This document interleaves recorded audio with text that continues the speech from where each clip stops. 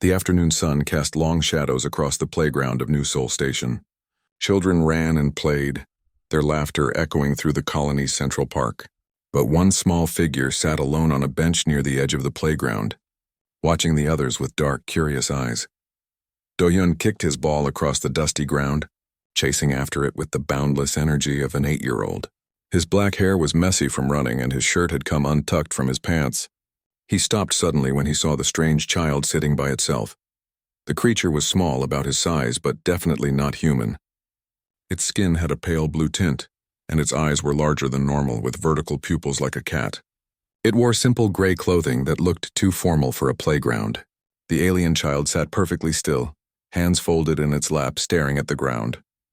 Do-hyun had heard the adults talking. The Kethrin were visiting the colony. Everyone seemed nervous about it. His mother had told him to stay close to home, to be careful to not bother anyone. But looking at the small creature sitting alone, Do-hyun did not see anything scary. He just saw someone who looked sad and lonely. The other children gave the alien child a wide distance. Even from where he stood, Do-hyun could see parents pulling their kids away, whispering warnings. The alien child seemed to notice this too. Its shoulders sagged a little more with each rejection. Do-hyun picked up his ball and walked over to the bench. His heart beat a little faster, but not from fear. He felt bad for the lonely child. He knew what it felt like to be left out. When his family first arrived at the colony 6 months ago, none of the other kids wanted to play with the new boy either. The alien child looked up as Do-hyun approached. Those strange eyes widened in surprise. The creature tensed as if ready to run away or defend itself, but Do-hyun just smiled and sat down on the other end of the bench. For a moment, neither of them spoke. Do-hyun bounced his ball a few times, then caught it. The alien child watched his movements carefully, tilting its head to the side. "Hi," Do-hyun said simply. "I am Do-hyun. What is your name?" The alien child blinked slowly. It opened its mouth and strange sounds came out. The words were nothing like any language Do-hyun had heard before. It sounded like humming mixed with clicking noises. The alien child frowned and tried again, but Do-hyun still could not understand. Do-hyun nodded anyway, pretending he understood. "Nice to meet you," he said. He pointed to himself. "Do-hyun." Then he pointed to the alien child and raised his eyebrows in question. The alien child seemed to understand the gesture. It pointed to itself and made a sound that was something like Vekrin.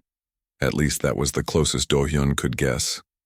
"Vekrin," Do-hyun repeated, probably saying it wrong.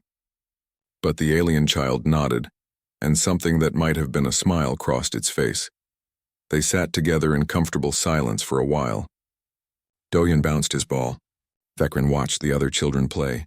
Slowly, the tension in Vekrin's shoulders began to ease. The alien child leaned back against the bench, looking slightly more relaxed. Do-hyun reached into his pocket and pulled out his most precious possession. It was a small wooden spacecraft carved by hand. His grandfather had made it for him before he passed away last year. The wood was smooth from being handled so much, and the details were simple but clear. Wings, a cockpit, small engines carved into the back. He held it out to Vekrin. The alien child stared at the toy, then at Do-hyun, confusion clear on its face. "For you," Do-hyun said, pushing the spacecraft into Vekrin's hands. "So you have something to play with. So you are not so lonely." Vekrin held the wooden spacecraft carefully, turning it over in its hands. Those large eyes studied every detail of the carving. The alien child ran one finger along the smooth wings, traced the outline of the cockpit. Then Vekrin looked up at Do-hyun with an expression that needed no translation. It was gratitude, pure and simple. Vekrin clutched the spacecraft to its chest and made a soft sound, almost like a purr.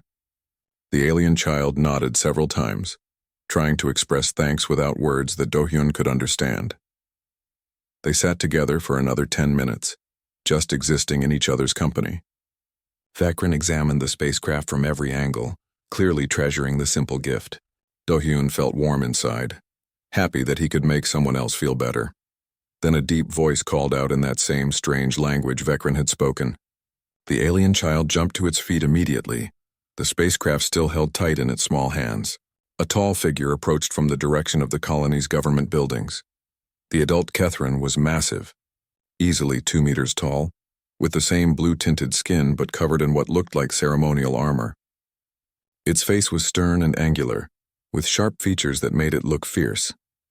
The adult's eyes locked onto Do-hyun, and for a moment the man wondered if he had done something wrong. But Vekrin quickly spoke to the adult, holding up the wooden spacecraft and gesturing to Do-hyun. The child's voice was excited, happy even. The tall Kithrin looked down at the toy, then back at Do-hyun. Its expression was unreadable.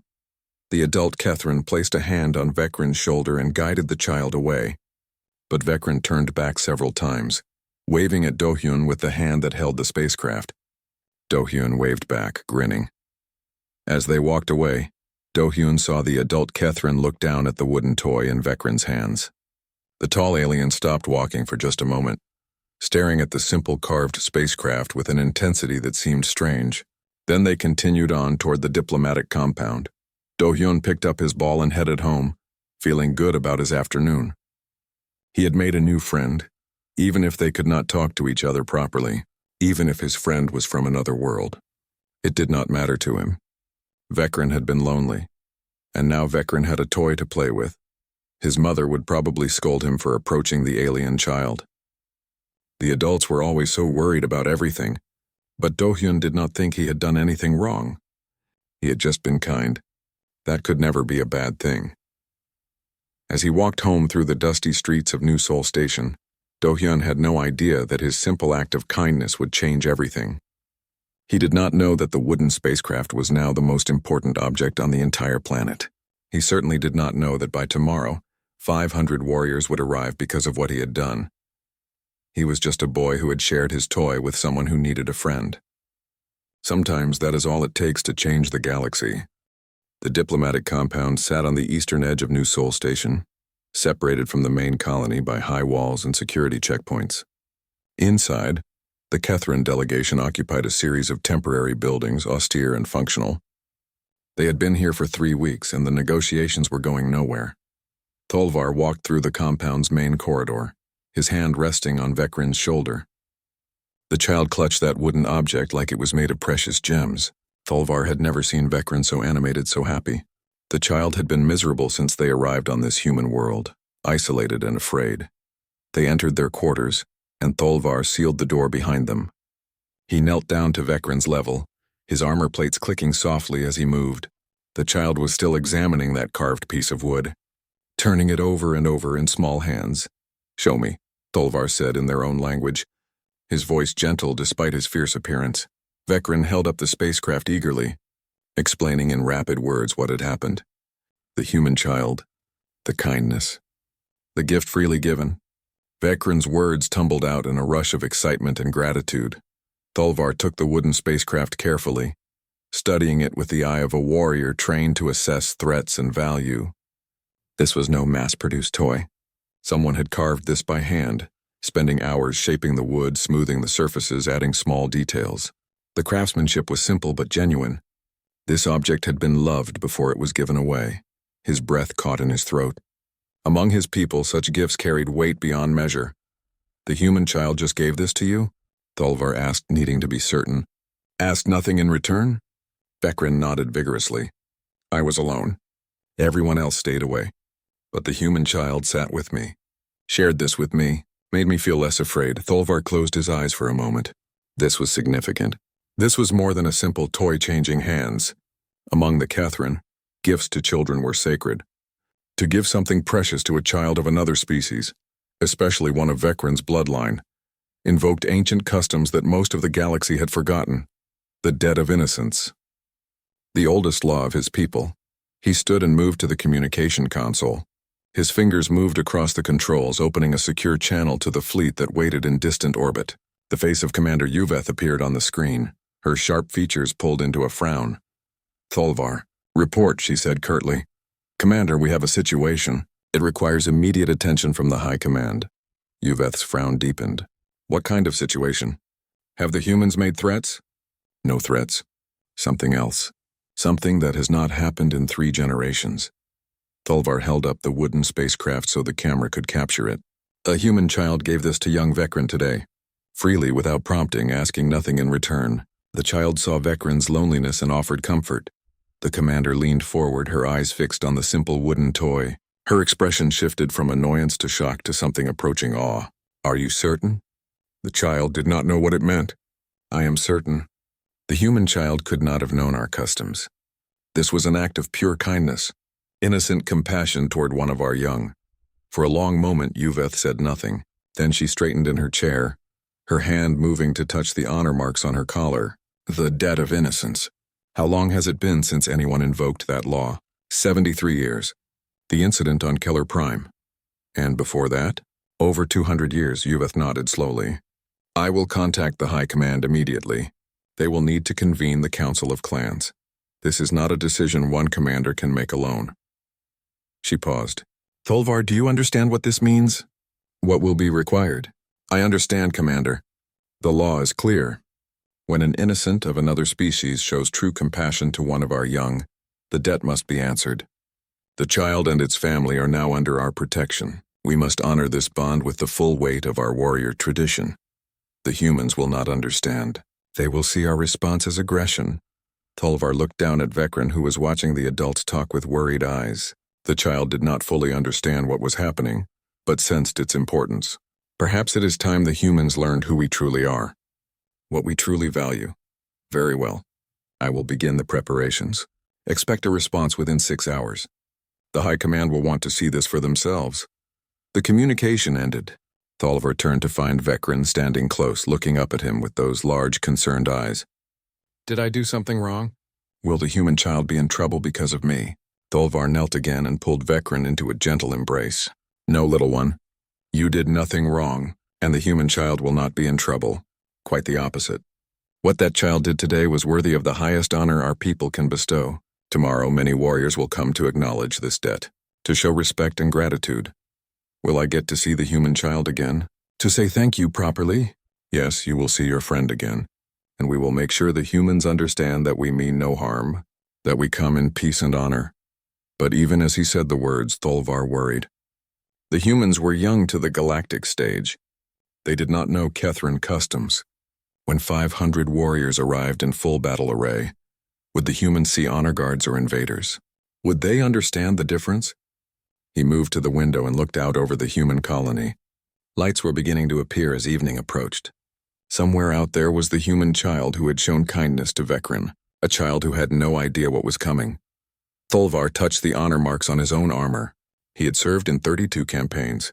He had fought in the Great Wars and defended Kethran interests across a dozen star systems. But never had he felt the weight of responsibility as heavily as he did now. One wooden spacecraft. One moment of childish compassion. And now the fate of human-Kethran relations rested on how well they could explain their customs to a species that barely knew them. He returned the carved spacecraft to Vecren, watching as the child held it close once more. Keep it safe, little one. That toy represents a bridge between our peoples. Treat it with the respect it deserves. Vecren nodded solemnly, understanding that something important had happened, even if the full implications were beyond a child's comprehension. Tholvar began composing his formal report to the High Command. Every word had to be precise. Every detail mattered. By morning, the decision would be made, and 500 of his people's finest warriors would begin their journey to this small human colony. He just hoped the humans would not start shooting before they had a chance to explain. The High Command chamber aboard the flagship Resolute was circular, with seats arranged in a ring around a central holographic display.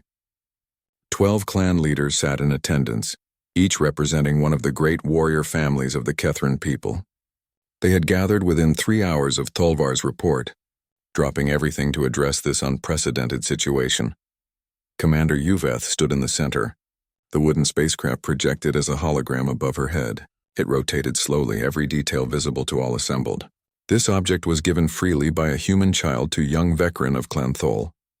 The child saw Vecren's isolation and loneliness. Without prompting, without understanding our customs, the human child offered comfort in the only way it knew how, by sharing something precious. The clan leader of House Moore leaned forward, his aged face thoughtful. Have we verified this account? Could there be some misunderstanding? Tholvar witnessed the immediate aftermath, Yuveth replied.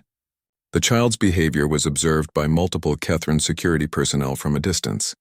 There was no coercion, no prompting from adults. This was spontaneous compassion from one child to another. The debt of innocence, whispered the leader of House Kell. I thought I would never see it invoked in my lifetime. Another leader spoke, her voice carrying the weight of centuries of tradition. The law is absolute. When an innocent of another species shows genuine kindness to our young, the debt must be acknowledged. The child and its family enter under our protection. We must respond with the full measure of our honor. But the humans, another clan leader interjected, they are still new to the greater galaxy. They do not know our ways. They already fear us. If we arrive in force, they may interpret it as an act of war. Yuveth nodded grimly. This concern has been raised. However, the law does not give us the option to modify our response based on another species' potential misunderstanding. We must honor our traditions fully, or we honor them not at all. The eldest among them, Leader Norvac of House Prime, raised his hand for silence. The chamber fell quiet immediately. His voice, when he spoke, was like stone grinding against stone. How many generations have we been judged as monsters by the galaxy? How many species see only our weapons, our armor, our strength, and assume we are nothing but conquerors? Murmurs of agreement rippled through the chamber. Perhaps this is an opportunity, Norvac continued. The humans are afraid of us now. They see the warriors but not the souls beneath the armor. What better way to show them who we truly are than by honoring one of their children? Let them see that we value kindness above conquest, that we protect the innocent above all else.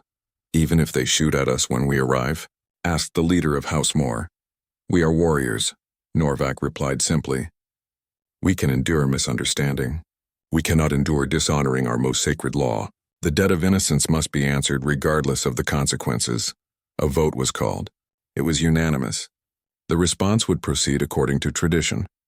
Yuveth touched the controls and the holographic display changed to show troop deployments. We will send 500 warriors. 3 clan ships will carry them to Threshold 7. Full ceremonial armor, full honors, full recognition of the debt owed. Who will lead the honor guard? Asked Leader Norvac. I will, Yuveth said firmly. This is too important to delegate. I will personally ensure the humans understand our intentions.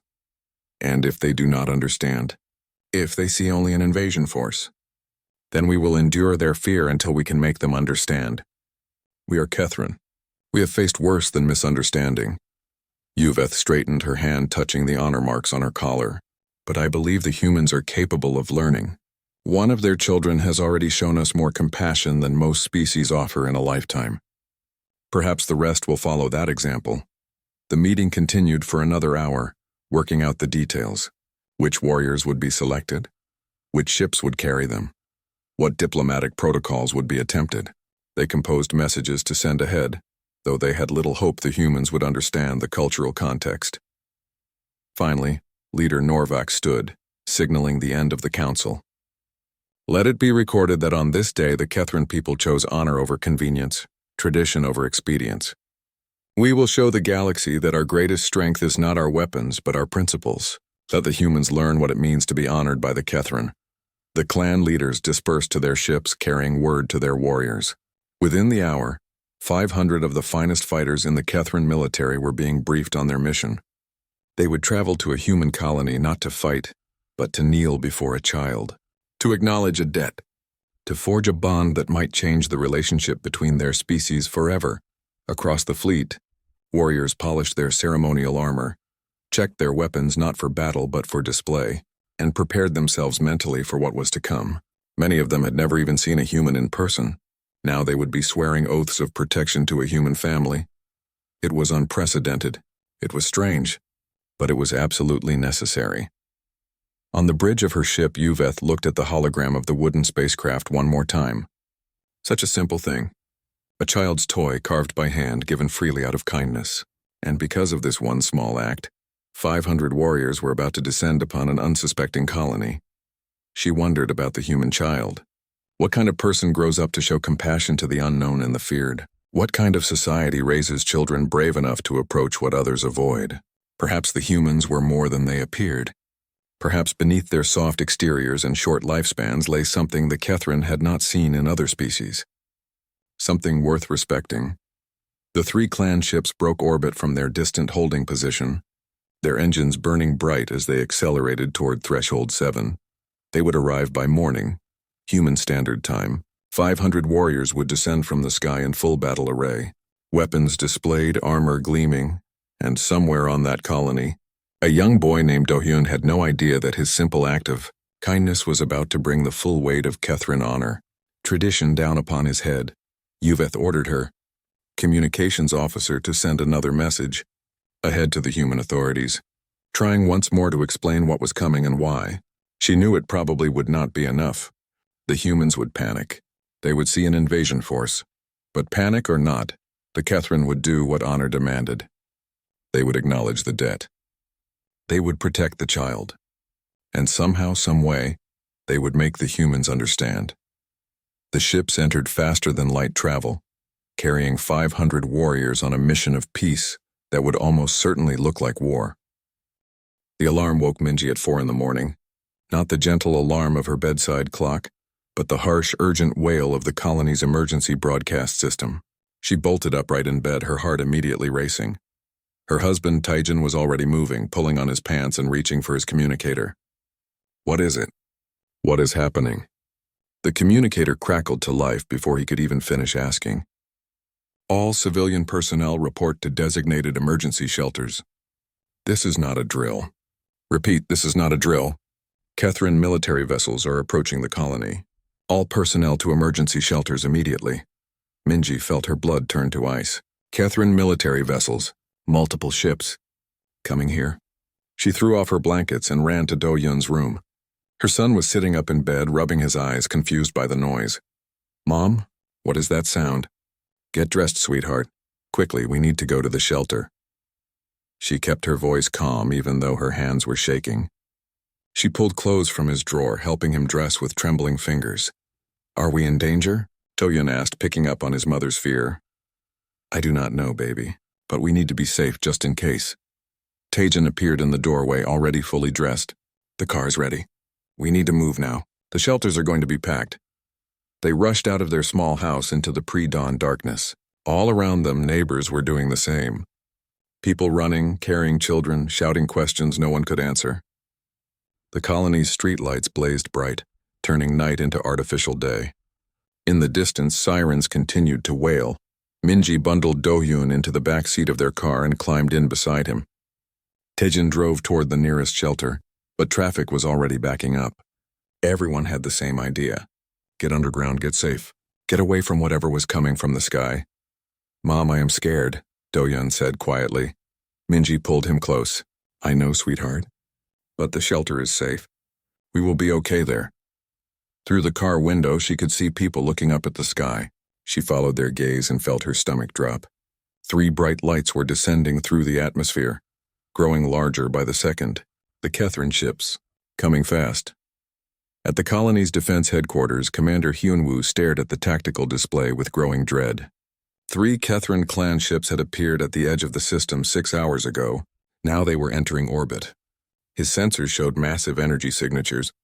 These were warships, full military configuration. How many troops are we looking at?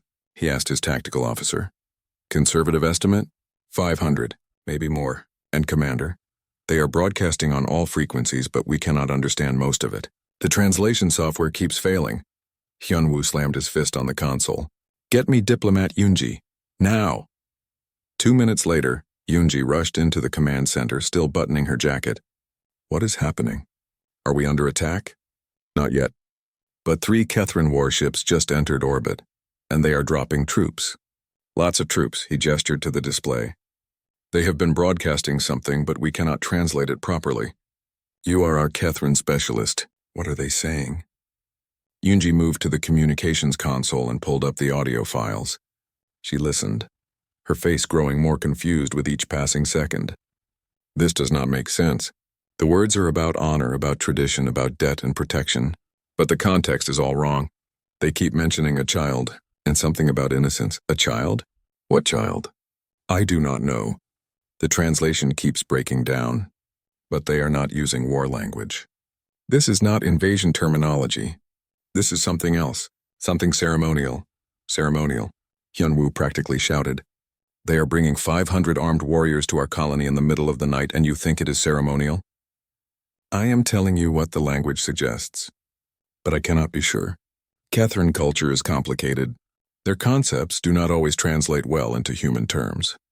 On the view screen, the Kethrin dropships were separating from the main vessels, dozens of them descending in formation toward the colony surface. Hyunwoo watched them come and felt utterly helpless. His defense force numbered exactly 63 soldiers, with light weapons and no armor to speak of. Against 500 Kethrin warriors, they would last maybe 5 minutes. "Get me the Kethrin diplomatic compound," he ordered. "Maybe their people on the ground can explain what their ships are doing." But when they tried to contact the compound, they found it already evacuated. The Kethrin delegation had moved to the landing zone on the eastern edge of the colony. They were waiting for their warriors to arrive. Taijin finally got their car to the shelter entrance. He parked haphazardly and grabbed Do-hyun from the back seat. "Come on, quickly." But Do-hyun was staring back toward their neighborhood. "Dad, what about the alien child?" "Vekrin. Will Vekrin be okay?" "What?" Taijin looked at his son in confusion. "What alien child?" "The one I met yesterday, at the playground. We played together. I gave Vekrin my spacecraft, the one grandfather made." Taijin and Minji exchanged looks over their son's head. "Do-hyun," Minji said carefully, "when did you meet an alien child?" "Yesterday afternoon, at the park. Everyone else was scared, but Vekrin was just lonely. So I shared my toy." Minji felt something cold settle in her stomach. "You gave your toy to a Kethrin child?" Do-hyun nodded, not understanding why his mother suddenly looked so pale. "Was that wrong?" Before either parent could answer, the first Kethrin dropship roared overhead, its engines shaking the ground. More followed, dozens of them descending toward the landing zone. People screamed and ran for the shelter entrance. Taijin scooped up Do-hyun and carried him inside. The shelter was already packed with frightened colonists. Children crying, adults shouting questions, everyone afraid. They found a space against one wall and huddled together. "Minji," Taijin whispered urgently, "do you think this is connected? The toy? The child? I do not know. But the timing is too convenient to be coincidence." Above ground, the Kethrin warriors were landing. They emerged from their dropships in full ceremonial armor, weapons displayed but not aimed. They formed precise ranks in the landing zone, 500 strong, creating a formation that looked both beautiful and terrifying. At the front stood Commander Yuveth, her armor gleaming in the early morning light. Behind her, warriors from a dozen different clans, each wearing their house colors and carrying their family weapons. They stood at attention, perfectly still, waiting. Thalvar and Vekrin stood with them, the small child still clutching that wooden spacecraft. Hyunwoo watched from the command center, his hand hovering over the alert button that would mobilize his pathetically small defense force. "What are they doing?" "Why are they just standing there?" Yoonji shook her head. "I do not know. This is not any military formation I have ever studied. It looks more like an honor guard than an invasion force. An honor guard for what? I wish I knew." Commander Yuveth stepped forward and activated her translator. She spoke slowly, hoping the human device could manage the conversion. "We are here to honor a debt. We seek the human child called Do-hyun. We mean no harm. We come in peace and respect." The message crackled over the colony's communication system, barely intelligible through the translation errors. But enough got through. The name Do-hyun, the word peace, the concept of honor. In the shelter, Minji grabbed Taejin's arm. "They are here for our son. Oh God, they are here because of what Do-hyun did." Do-hyun looked up at his parents with wide, frightened eyes. "Did I do something bad? Are they angry at me?" "No, baby." "I do not think they are angry, but I do not know what they want." Above their heads, 500 Kethrin warriors waited in silence for someone to bring them the human child they had come to honor. For 2 hours, the standoff continued. The Kethrin warriors stood in their perfect formation, unmoving as statues. The human colonists remained in their shelters, terrified and confused. And the colonial authorities tried desperately to figure out what was happening before someone got hurt. Diplomat Yoonji stood in the command center, working with 3 different translation programs at once. She had been analyzing the Kethrin broadcast for hours, pulling apart each word, comparing it against cultural databases. Slowly, impossibly, a picture was forming, but it made no sense. "Commander Hyunwoo," she said finally, her voice uncertain, "I think I understand what they are trying to say, but you are not going to believe it." Hyunwoo turned from the view screen showing the Kethrin formation. At this point, I will believe anything. Tell me. They are here because a human child gave something to one of their children. A gift. They keep using this phrase that translates roughly as debt of innocence. According to their culture, when an innocent from another species shows genuine kindness to a Kethran child, it triggers some kind of ancient law. A binding obligation. An obligation to do what? Invade us? No, the opposite. They are here to honor the human child, to acknowledge the debt they owe, to offer protection. Yunji pulled up her notes on the main screen. The Kethran are a warrior culture, but they value their young above everything else. Protection of children is their highest law. When someone shows compassion to a Kethran child, especially one of high status, they must respond with the full weight of their military tradition. Hyunwoo stared at her. You are telling me that 500 warriors landed on my colony in the middle of the night because a kid was nice to one of their kids? That is exactly what I am telling you. The child they mention is named Do-Yun. I checked our records. There is a family by that name in Sector 7. The parents are Minji and Taejin. Their son is 8 years old. I'd get them up here now. 20 minutes later, Minji, Taejin, and Do-Yun were escorted into the command center. Do-Yun held tight to his mother's hand, his eyes wide as he looked at all the screens and equipment.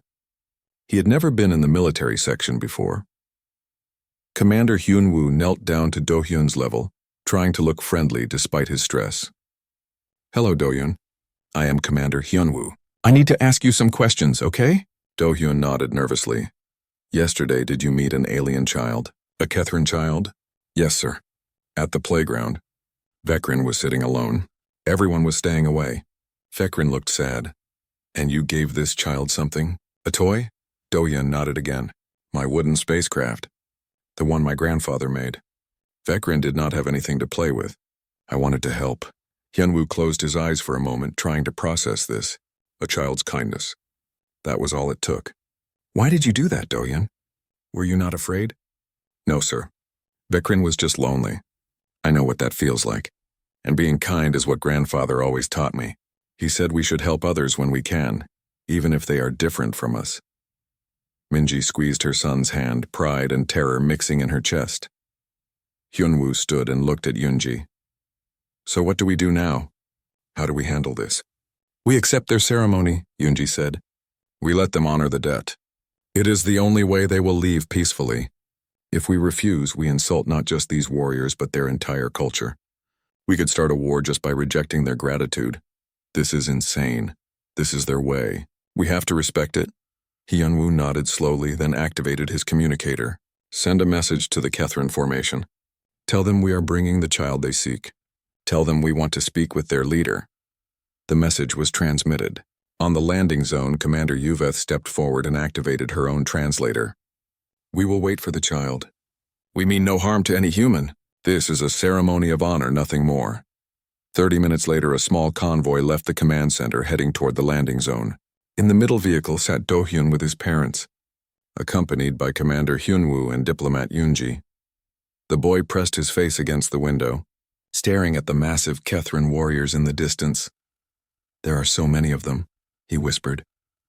They are all here for you, Minji said softly. Because you were kind. Am I in trouble? Taejin put his arm around his son. No, Do-Hyun. You did something good. Sometimes good things have big consequences we do not expect. The vehicle stopped at the edge of the landing zone. Commander Yuveth walked forward slowly, her hands clearly visible and empty of weapons. Behind her, Tolvar followed, with Vekrin walking beside him. Do-Hyun's face lit up when he saw the small alien child. Vekrin! Before anyone could stop him, Do-Hyun jumped out of the vehicle and ran toward his friend. Minji gasped. Taejin lunged forward and Hyunwoo reached for his weapon. But Vekrin was already running too, the wooden spacecraft clutched in one hand. The two children met in the middle and hugged each other awkwardly, laughing. Around them, 500 Kethran warriors watched in absolute silence. Commander Yuveth approached the stunned human adults. Through her translator, she spoke carefully. You are the parents of this child? Minji nodded, unable to speak. Your son has honored one of our young. He showed compassion when others showed fear. He gave freely when he could have held back. By our oldest laws, this creates a debt we must acknowledge. Your family is now under the protection of the Kethran warrior clans. This is our way. Yunji translated the words more clearly, helping the family understand. She is saying that because Dohyun was kind to their child, the Kethrin now consider your family to be under their protection. Forever. It is one of their highest honors. Taejin found his voice. You brought 500 warriors to say thank you? Yuveth tilted her head, confused. How else would we show the proper respect? This is not a small matter. Your son did what few would do. He saw past fear to compassion. He treated our young with dignity and kindness. This deserves recognition equal to the act itself. Hyunwoo stepped forward. Commander Yuveth, we did not understand.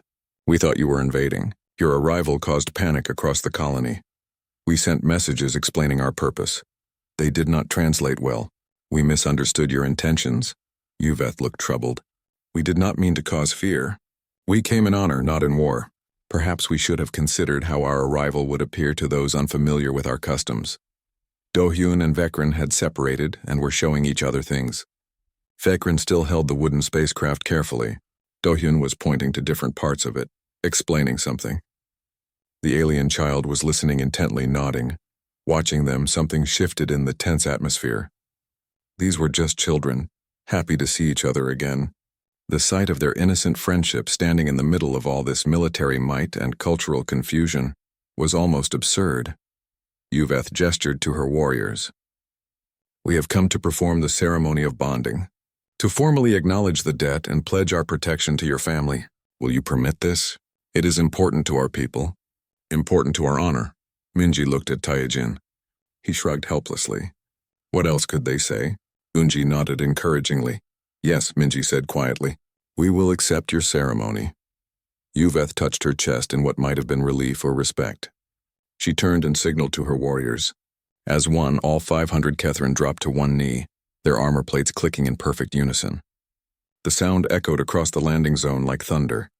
Every human watching felt chills run down their spine. 500 of the galaxy's most feared warriors, kneeling before a human family.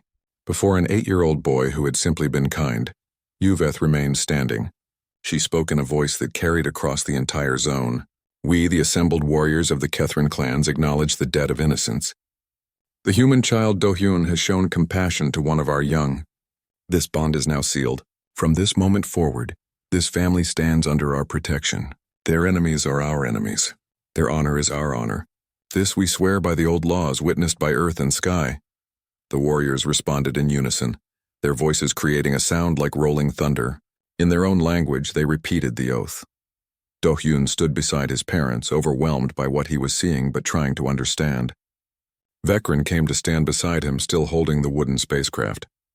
The two children stood together while 500 warriors pledged their protection. And in that moment, human-Kethrin relations changed forever. The sun had fully risen by the time the formal ceremony began.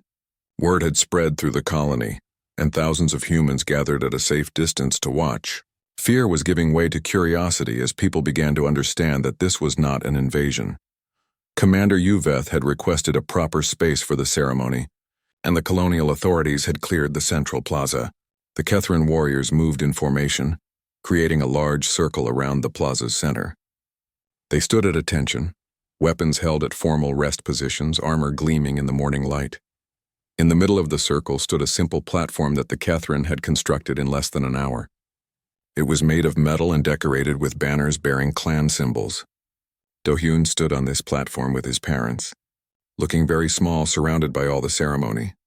Vekrin stood with Tholvar at the edge of the platform, wearing what appeared to be formal robes instead of the simple clothes from yesterday. The wooden spacecraft was displayed on a stand between the two children, elevated like a precious artifact. Diplomat Yunji provided running translation for the watching humans as Commander Yuveth began the ceremony. Her voice carried across the plaza, amplified by Kethrin technology. We gather to witness the acknowledgement of a debt, Yuveth proclaimed. The debt of innocence, oldest of our laws, has been invoked. Let all present understand what has occurred and what will follow. She gestured to Vekrin. This is Vekrin of Clan Thol, child of honor, descended from warriors. Vekrin came to this human world and knew loneliness, knew fear, knew the isolation of being different and unwelcome. The assembled Kethrin warriors made a low humming sound, acknowledgement and sympathy. And this, Yuveth continued, gesturing to Dohyun, is the human child, Dohyun. When others kept their distance, this child approached. When others showed fear, this child showed compassion. Without understanding our ways, without knowing our customs, this child recognized another child in need and responded with kindness. Dohyun shifted nervously as hundreds of eyes focused on him. His mother squeezed his shoulder gently. Yuveth held up a holographic display of the wooden spacecraft. This object was given freely, a treasure made by loving hands, cherished by its owner, and yet shared without hesitation. By our oldest laws, such a gift creates an unbreakable bond. The child who gives becomes family to the child who receives, and family to one Catherine is family to all. She lowered the display and looked directly at Dohyun. Young human, do you understand what you have done? Dohyun shook his head honestly. Not really. I just wanted Vekran to have something nice, to not feel so alone. Yuveth's expression, hard to read on her alien features, seemed to soften. That purity of intent makes the gift even more precious. You did not calculate. You did not scheme. You simply saw another being in distress and responded with your heart. This is the essence of true honor. She turned to Tholvar. Guardian of Vekran, step forward. Tholvar walked onto the platform, moving with the careful precision of a trained warrior. He knelt before Dohyun, who took a step back in surprise. A massive Kethran warrior, easily 2 meters tall and covered in armor, kneeling before an 8-year-old boy. I am Tholvar, guardian of Vekran, warrior of Clan Thol, he said through his translator. You showed kindness to the child under my protection. By our laws, I now pledge my blade to you and yours. Your life is my life. Your safety is my duty. This I swear. Dohyun looked at his parents, confused. Taijin nodded, encouraging him to respond. Thank you, Dohyun said uncertainly. Despite the solemnity of the moment, several Kethran warriors made sounds that might have been laughter. Even Tholvar's stern face seemed to show amusement. You are welcome, small one. Tholvar stood and stepped back. Yuveth spoke again. Now the child must respond. Vekran, approach your friend. Vekran walked up to Dohyun, holding a small box. The alien child opened it to reveal a crystalline object, about the size of a coin that glowed with internal light. Through a smaller translator device, Vekran spoke directly to Dohyun. This is a bond crystal. It is made for me, for my family, for my clan. When I give it to you, it means we are connected. Forever friends. Forever family. Vekran's voice was shy but sincere. You gave me your treasure. I give you mine. I give you the promise that you will always have a friend, even across the stars. Vekran placed the crystal in Dohyun's hand. It was warm to the touch and pulsed gently with light. Dohyun stared at it in wonder. It is beautiful. Thank you, Vekran. The two children hugged again, and this time the entire assembly of Kethran warriors raised their weapons in salute. The sound of 500 weapons moving in unison was like thunder. The human spectators gasped. Yuveth raised her hands for silence. The bond is acknowledged. The debt is recorded. From this day forward, the human family of Dohyun stands under Kethran protection. Let this be known across all worlds. Let this be written in our histories. Let this be remembered when our peoples work together in the years to come. She turned to Minji and Taijin. You raised a child capable of compassion toward the unknown. You taught values worth honoring. We recognize not just the child, but the family that shaped him. You have our respect. You have our gratitude. You have our protection. Minji found her voice, though it shook slightly. We are honored by your recognition. We did not expect this response, but we accept it with gratitude and humility. Yuveth nodded. Different species, different customs, but some values translate across all boundaries. Kindness, compassion, the protection of innocence. These things we share. The ceremony continued for another hour. Individual clan leaders came forward to pledge their support. Each one knelt before Dohyun. Each one offered formal words of protection and respect. The boy stood through all of it, trying to be brave, trying to understand. When the formal pledges were complete, Yuveth made one final announcement. Our peoples have been negotiating for weeks with little progress. Today a child succeeded where diplomats failed. This tells us something important. Perhaps we have been approaching our relationship in the wrong way. She looked toward Commander Hyunwoo and the other human authorities watching from the side. We propose a new beginning. Based not on suspicion, but on the example these children have shown us. We are willing to establish a permanent embassy here, to learn from your people as you learn from ours. Hyunwoo stepped forward, speaking carefully. We accept your proposal. And we apologize for our fear this morning. We misunderstood your intentions. Fear of the unknown is natural, Yuveth replied, but it can be overcome, as this child has proven. We too must learn to communicate more clearly, to explain our ways so others can understand. The ceremony concluded with a shared meal. The Catherine had brought food from their ships, strange dishes that smelled unusual but tasted surprisingly good. Human colonists were invited to approach to meet the warriors, to see that beneath the armor were people not so different from themselves. Do-hyun sat with Vekrin, sharing human snacks and trying Catherine treats. They could not speak each other's languages fluently yet, but they laughed together, played together, and showed everyone watching what friendship looked like without barriers. Minji and Taijin stood together, watching their son. Our life just got very complicated, Taijin said quietly. Yes, Minji agreed. But look at him. Look at what he started.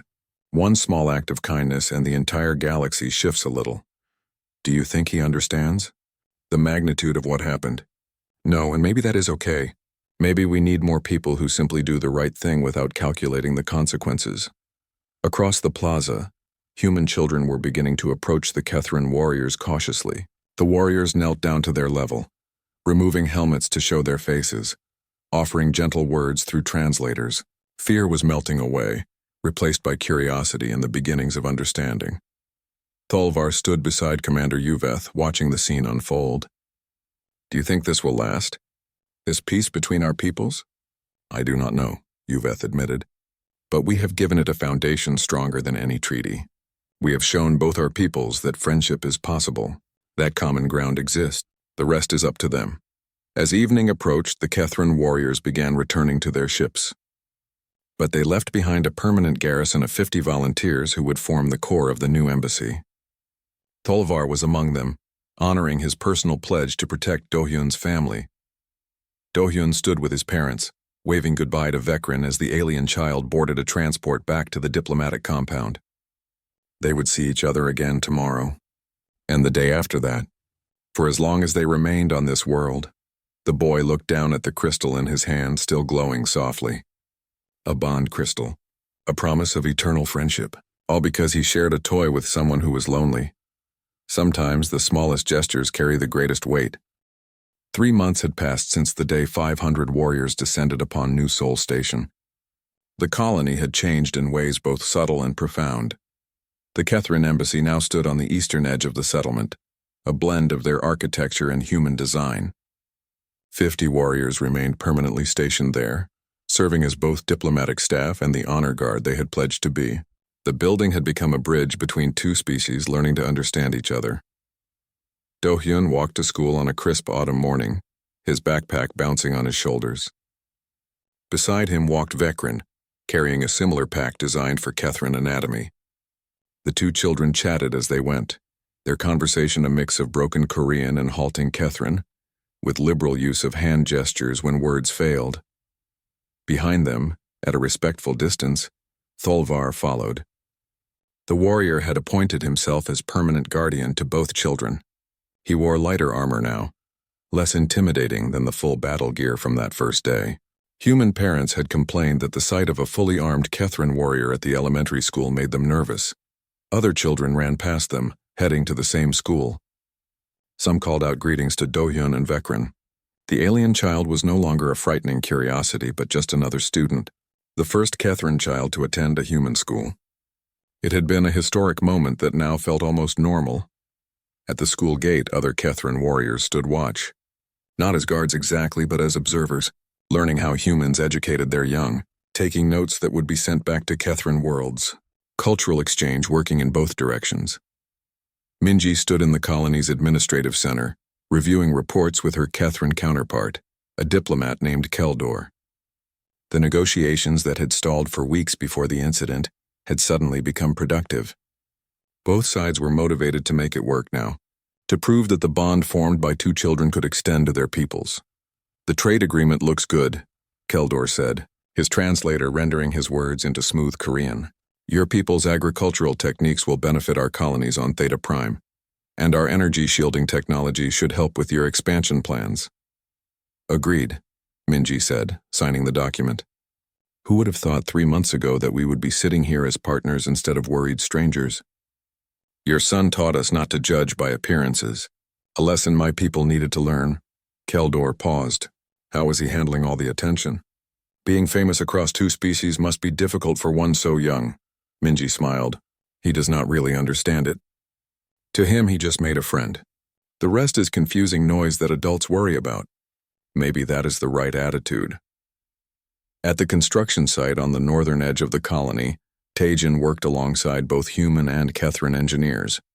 They were building a joint research facility, a place where both species could share knowledge and collaborate on projects.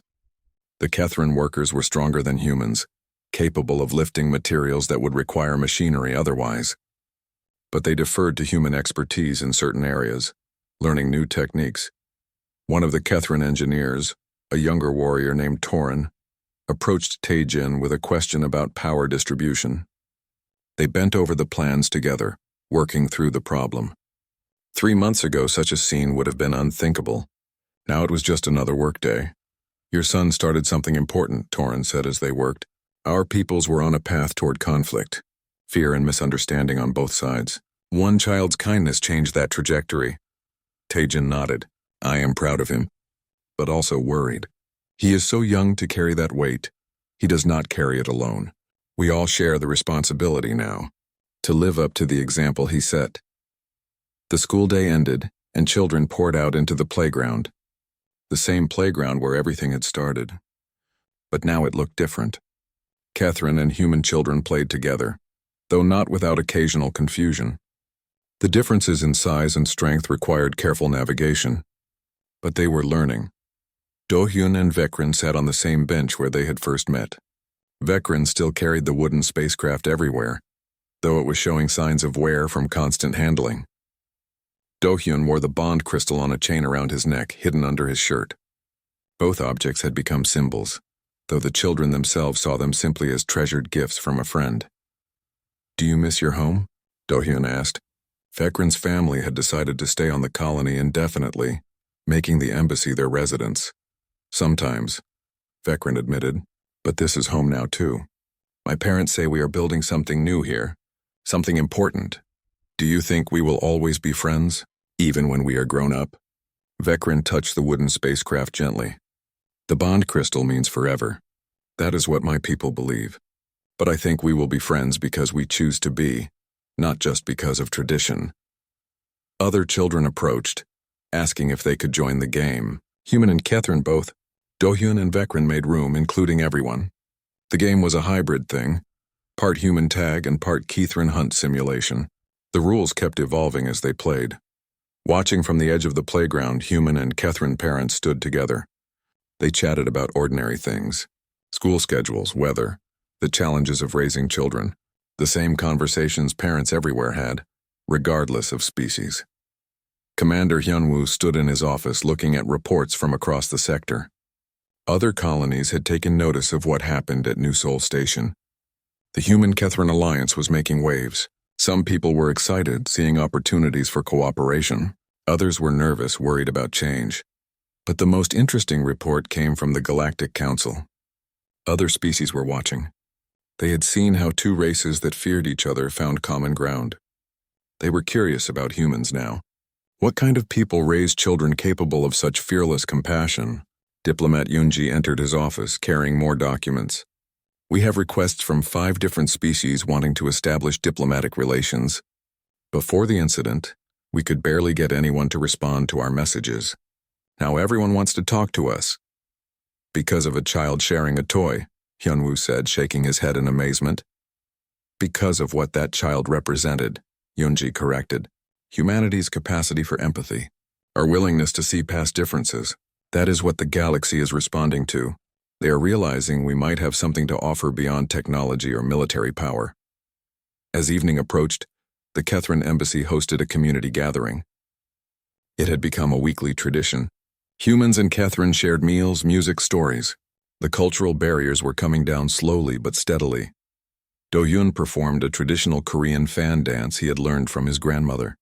Vekran demonstrated Kethran poetry, which involved complex hand movements and harmonized vocalizations.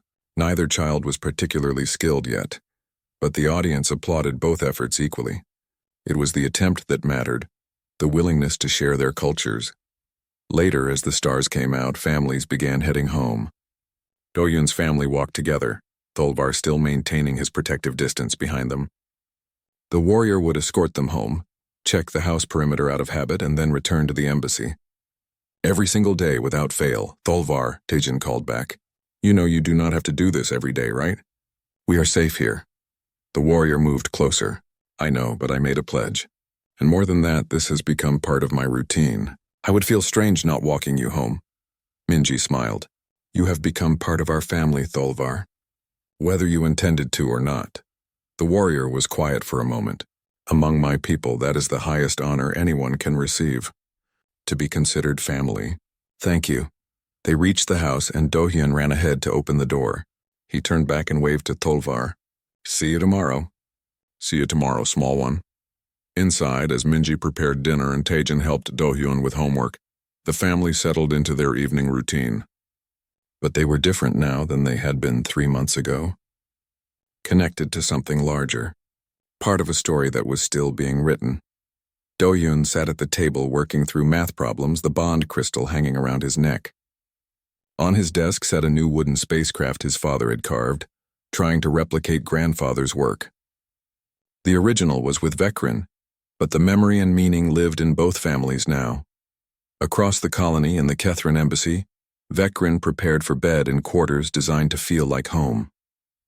The wooden spacecraft sat on a shelf beside the child's sleeping pod, positioned where it would be the first thing seen upon waking.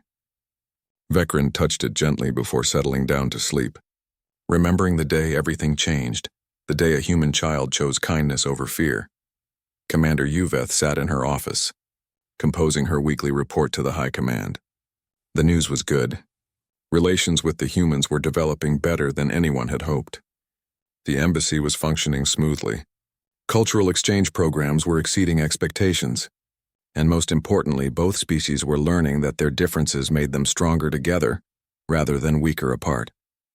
She included a note about the children, how Do-hyun and Vekrin had become symbols of cooperation, how their friendship made abstract concepts of alliance real and tangible for everyone watching, how other children followed their example, breaking down barriers faster than any diplomatic protocol could.